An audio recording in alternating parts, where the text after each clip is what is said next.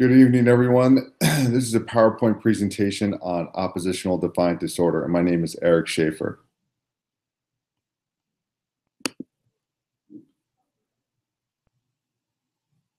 The definition.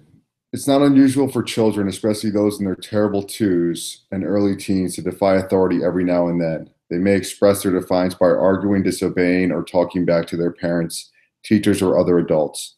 When this behavior lasts longer than 6 months and is excessive compared to what is usual for the child's age, it may mean that the child has a type of behavior disorder called oppositional defiant disorder. Oppositional defiant disorder, or ODD, is a condition in which a child displays an ongoing pattern of uncooperative, defiant, hostile, and annoying behavior toward people in authority. The child's behavior often disrupts the child's normal daily activities, including activities within the family and at school.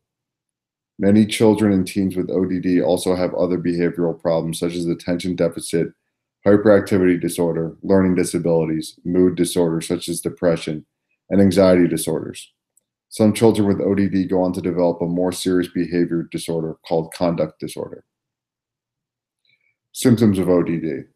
Symptoms of ODD may include throwing repeated temper tantrums, excessively arguing with adults, actively refusing to comply with requests and rules, deliberately trying to annoy or upset others, or being easily annoyed by others, blaming others for your mistakes, having frequent outbursts of anger and resentment, being spiteful and seeking revenge, swearing or using obscene language, saying mean and hateful things when upset.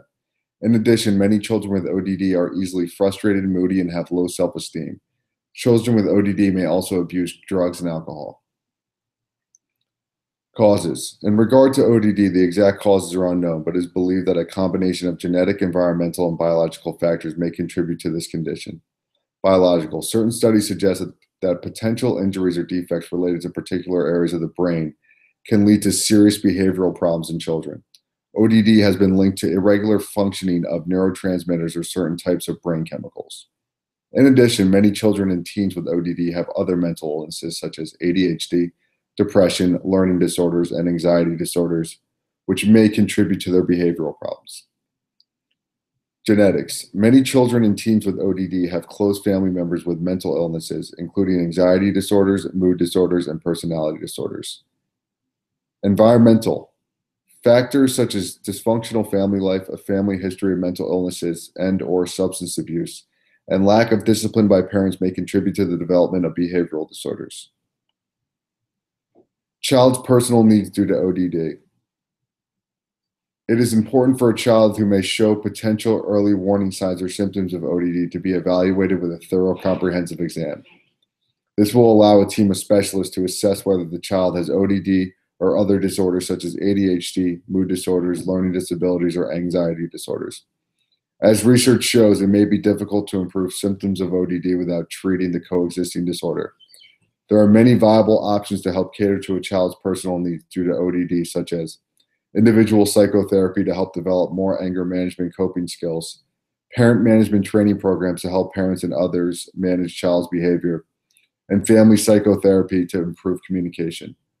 Other resources include social skills training to help ease frustration with peers and cognitive problem-solving skills training to help minimize negativity by implementing problem-solving techniques. Medications can be prescribed as well, which can help reduce some of the more serious symptoms and minimize symptoms of coexisting conditions such as ADHD, mood disorders, or anxiety. A child with ODD can be very difficult for parents, and it further stresses the importance of support and understanding for the parents.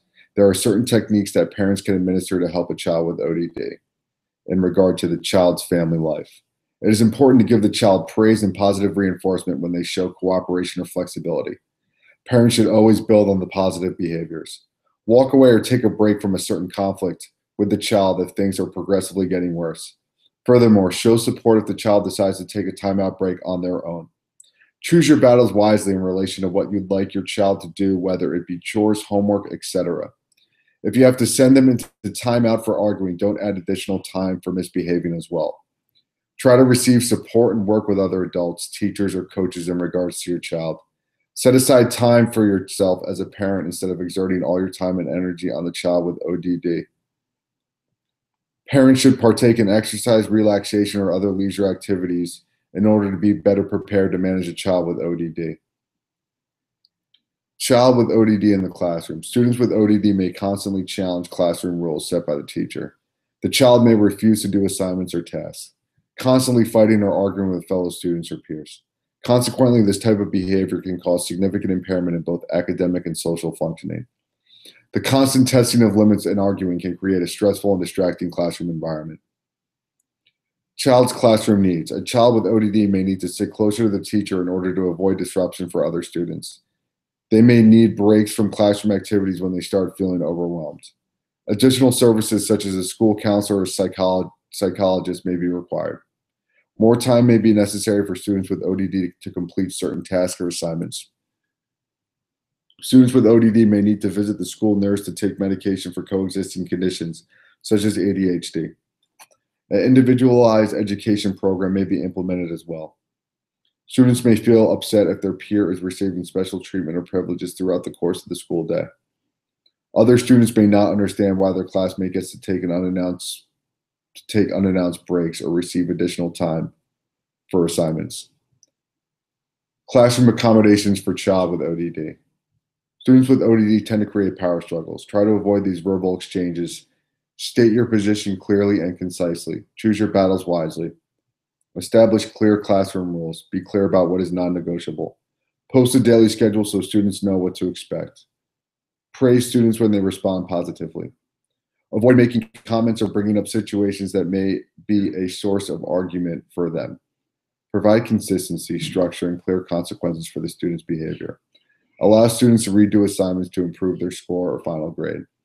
Structure activities so the student with ODD is not always left out or is the last one picked.